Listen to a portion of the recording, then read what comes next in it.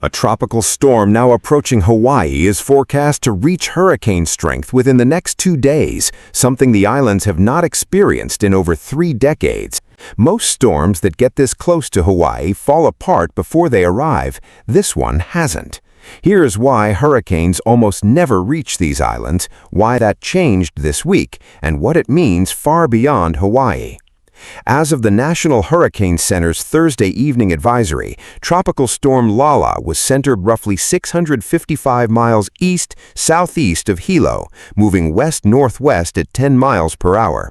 Forecasters expect Lala to strengthen into a Category 1 hurricane as its core passes near Hawaii Island early Saturday. A hurricane watch is in effect for Hawaii Island, meaning hurricane conditions are possible within 48 hours. The storm is then forecast to track south of the remaining islands, with impacts reaching Maui County Saturday morning, Oahu Saturday afternoon and evening, and Kauai Saturday night. Widespread rainfall of 5 to 10 inches is expected statewide, with isolated totals up to 20 inches over windward slopes of Maui and the Big Island. A large easterly swell is already building, with surf reaching 15 feet or higher along east-facing shores. As of this recording, no landfall has occurred, and the exact track over the next 36 hours remains the single biggest source of uncertainty. Forecasters are still refining exactly how close Lala's center will pass to each island, and that will decide how bad this gets on the ground. What is already well understood is the physics working against almost every storm that tries to reach Hawaii, and why this one has not followed the usual script. The first thing working against any storm here is cold water. A tropical cyclone needs ocean temperatures of at least 80 degrees Fahrenheit to keep running.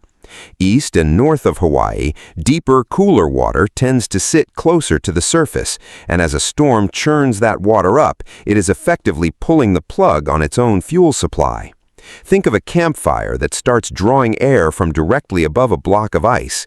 It does not go out immediately, but it stops growing. The second is wind shear, the change in wind speed and direction with height.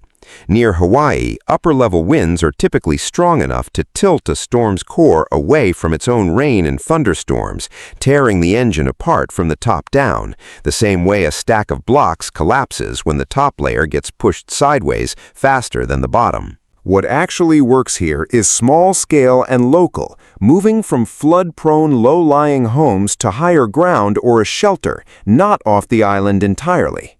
As of Thursday, county emergency management agencies said shelters were being prepared but had not all been formally opened, with residents told to monitor county civil defense channels as conditions develop.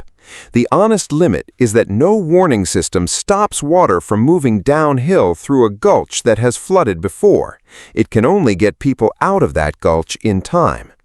So is this getting more common, or does it just feel that way? Only 2 hurricanes have made a direct landfall on a Hawaiian island in the modern record, Hurricane Dot in 1959 and Hurricane Iniki in 1992, which struck Kauai as a Category 4 with sustained winds of 145 miles per hour, destroyed more than 1,400 homes, and caused an estimated $3.1 billion in damage. Direct landfalls remain genuinely rare, but close calls that still caused major damage without landfall, like Hurricane Lane in 2018 and Hurricane Douglas in 2020, have piled up in just the last several years, and Lala is now part of that same shortlist. What the data cannot yet tell us is whether that clustering reflects a real shift in the odds for this specific stretch of ocean, or a handful of active seasons close together. Central Pacific hurricane records only go back a few decades, which is a short baseline for separating a trend from noise. So who else lives behind a barrier like this? The ingredient list is not unique to Hawaii. Water just warm enough and shear just strong enough to usually but not always keep a tropical system from reaching a coastline that has built almost nothing to withstand one. Southern California sits behind the same kind of marginal barrier on the Pacific side, and it failed there too. In August 2023, Tropical Storm Hilary became the first tropical storm to track directly over the Los Angeles basin since 1939, and the National Hurricane Center issued the region's first tropical storm warning in its history. Palm Springs picked up more rain in 24 hours than it typically sees in a year. San Diego and the rest of the Southern California coast carry that same profile going forward. Warm enough water close enough to shore on the rare year the shear does not show up.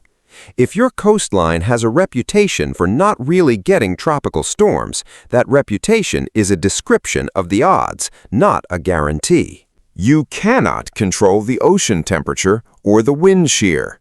You can control 4 things before Saturday. First, know whether your address sits in a flood or flash flood-prone gulch, stream corridor, or low-lying road, not just whether you're near the coast. Hawaii County's flood maps and past storm damage reports are public. That is 20 minutes tonight. Second, sign up for wireless emergency alerts and your county's civil defense alert system specifically, not just a general weather app. Hawaii's islands react to flash flooding in a matter of minutes, not hours. Third, treat this like a 7-day event, not a 2-day one. Because supplies arrive by ship and plane, a storm that disrupts harbors or the airport can leave shelves empty for close to a week, even after the weather clears. Water, medication, and cash for about a week is the standard island recommendation, roughly double the mainland norm. Fourth, the one almost nobody checks until it's too late. Your homeowner's or renter's policy likely treats wind damage and flood damage as 2 separate contracts, and standard policies typically exclude flood. If you don't already carry flood coverage, a new policy will not take effect before this weekend, regardless of when you buy it. Call your agent anyway and find out exactly what you do and do not have, because that determines what you protect physically this week. Hawaii County Civil Defense and the Hawaii Emergency Management Agency post shelter openings and evacuation guidance in real time as this storm approaches. As of Thursday evening, Tropical Storm Lang is still a forecast, not a finished story, and the difference between a hard hit and a near miss will likely come down to a track shift of only a few dozen miles. What history here keeps showing is that the wind category is rarely what decides the outcome for people on the ground. The water that has nowhere to go but downhill usually is. Which gulch sits above your house, and do you know where it drains? This year, that second barrier is weaker than usual. Meteorologists have pointed to El Niño, the Pacific climate pattern tied to unusually warm ocean water, as a factor loosening the wind shear that normally guards these islands and leaving more heat in the water for a storm to draw on. That combination is why Lala has kept strengthening on final approach instead of falling apart the way most systems do. That still leaves the question of why a direct hit does the most damage on the windward side of these islands specifically. Hawaii's islands are volcanic peaks rising sharply out of the ocean, and when moist tropical air runs into that terrain, it has nowhere to go but up. The air cools as it rises, and the moisture wrings out as rain, concentrated almost entirely on the windward or eastern slopes.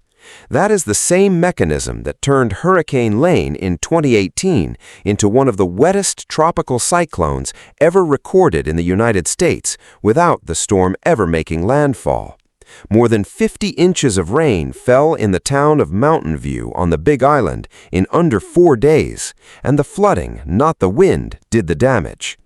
That is also why the danger for a lot of Big Island residents this weekend has less to do with the storm's category and more to do with which gulch, stream, or low-lying road that has flooded before. That history matters more than the storm's wind speed category. Hawaii's warning system moved early here.